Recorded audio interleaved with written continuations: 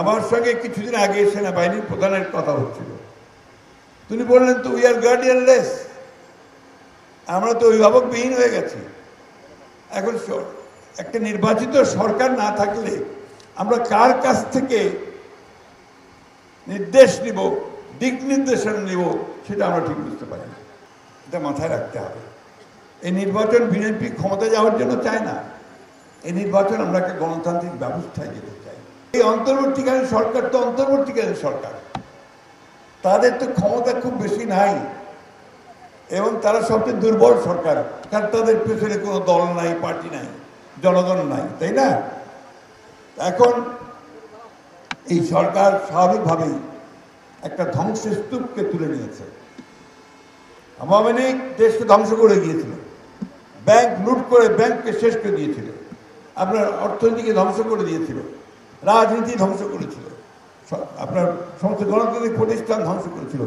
সেগুলোকে আবার নতুন করে সাজানোর দায়িত্ব এদেরকে দেখা হয়েছে একটা নির্বাচন করার জন্য। নির্বাচনের মধ্য দিয়ে আবার যে সরকার আসবে তারা সেই বাকি কাজগুলো করবে। তো এখন অন্তর্বর্তী সরকার অবশ্যই খুব ভারাক্রান্ত হয়ে গেছে। এত দাবি দাবি দাবি, ঢাকায় রাজপথগুলো খালি বন্ধ থাকে, সব রাস্তা বন্ধ করে দেয়, সিট ডাউন স্ট্রাইক করে, অবস্থান ধর্মঘট করে। ওরা তো এখন অস্থির হয়ে গেছে। বলছে আমরা তো ভাই আইনে তো ওরা বসাই তো নির্বাচন করার জন্য, এত দাবি দেওয়া আমরা পূরণ করবো কোত্থেকে? এখন যে অর্থ মন্ত্রী আছেন তিনি বলেন যে ইলেকটেড গভর্নমেন্ট আসুক, যে ইলেকটেড গভর্নমেন্ট আসবে সেগুলোর কাছে আপনারা দাবি দেওয়া পেশ করেন। যাই হোক, আমি আপনাদেরকে বলতে চাই, আপনারা যারা শিক্ষক ভাইয়েরা, আমি আপনাদের মধ্যে একজন, আপনারা যে দাবি দেওয়া করেছেন অত্যন্ত ন্যায়সঙ্গত, অত্যন্ত যুক্তিসঙ্গত। আমরা কিছুদিন আগে ঢাকাতে আপনার আমাদের সেলিম ভাইয়ের নেতৃত্বে যে শিক্ষক সমিতি আছে, সম্প্রদায় আছে, তাদের নেতৃত্বে আপনার শিক্ষক সমাবেশ হয়েছিল। সেই সমাবেশে আমাদের নেতা জনাব তারেক রহমান সাহেব বিদেশ থেকে তিনি ভার্চুয়ালি বক্তব্য রেখেছিলেন এবং সেই বক্তব্যে তিনি পরিষ্কার করে বলেছেন যে আমরা যদি ক্ষমতায় আসি, নির্বাচনে যে জয়যুক্ত হয়ে সরকার গঠন করতে পারি, তাহলে শিক্ষা ব্যবস্থাকেই আমরা জাতীয়করণ করব এবং সেখানে সমস্ত শিক্ষকদের সমস্যার সমাধান ওইটার মধ্যেই হয়ে যাবে।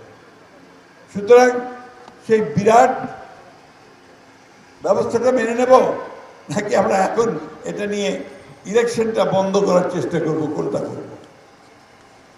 আমাদের একটাই ভয় যে এই ফলে নির্বাচনটা বন্ধ না হয়ে যায়।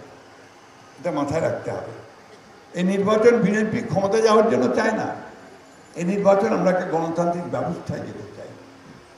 আর তো কথা কোন থেকে ওই মতায় জানি না। আমার সঙ্গে কিছুদিন আগে সেনাবাহিনীর প্রধানের কথা হচ্ছিল। তিনি বললেন তো উই আর গার্ডিয়ানলেস, আমরা তো অভিভাবকবিহীন হয়ে গেছি। এখন একটা নির্বাচিত সরকার না থাকলে আমরা কার কাছ থেকে নির্দেশ নিব, দিক নির্দেশনা নিব, সেটা আমরা ঠিক বুঝতে পারি না। তারাও চায় যে দেশে একটা নির্বাচিত সরকার আসুক। দেশের প্রত্যেকটা মানুষ চায় একটা ইলেকটেড গভর্নমেন্ট। ব্যবসায়ীদের সঙ্গে আমি একদিন বসছিলাম, সমস্ত বড় বড় ব্যবসায়ী বাংলাদেশের যত আছেন, ওই দোসররা নয়, তাদের মিত্ররা নয়। তো ব্যবসায়ীরা বলতেছে ভাই কবে নির্বাচনটা দিবেন? আমাদের তো ব্যবসা বাণিজ্য সব বন্ধ হয়ে গেছে, ইনভেস্টমেন্ট হচ্ছে না, বিদেশিরা অর্ডার দিচ্ছে না, বিদেশিদের কাছ থেকে আমরা কোনো বিনিয়োগ পাচ্ছি না। অর্থাৎ একটা নির্বাচিত সরকার ছাড়া দেশ চলবে না। আপনাদেরকে ভালো করে বুঝতে হবে।